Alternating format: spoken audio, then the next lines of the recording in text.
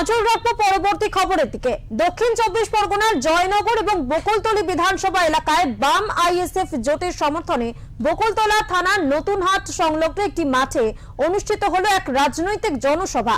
সভায় উপস্থিত ছিলেন ভাঙড়ের আইএসএফ প্রার্থী তথা বিদায়ী বিধায়ক নওশাদ সিদ্দিকী, সিপিআইএম নেতা সুজন চক্রবর্তী, বর্ষিয়ান বাম নেতা কান্তি গাঙ্গুলি সহ একাধিক জোট নেতৃত্বরা।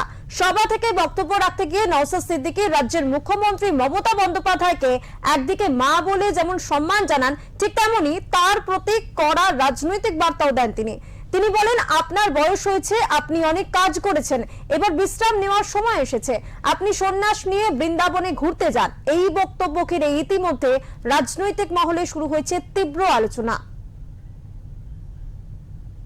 তৃণমূল কংগ্রেসের মেম্বার সহ জয়নগর পৌরসভার প্রচুর কর্মী সমর্থক এখান থেকে পতাকা নিয়ে আইএসএফে যোগদান করলেন।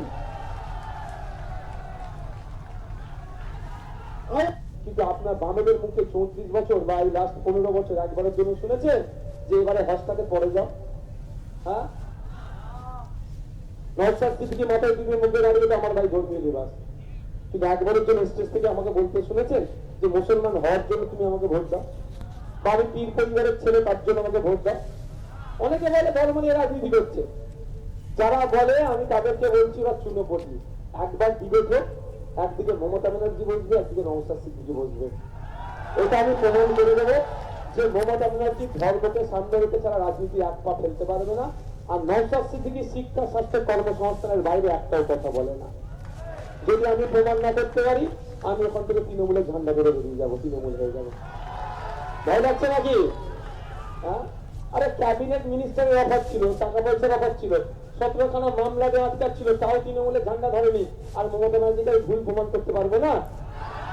আর মমতা ব্যানার্জিকে যদি আমি হারিয়ে দিই কি হবে?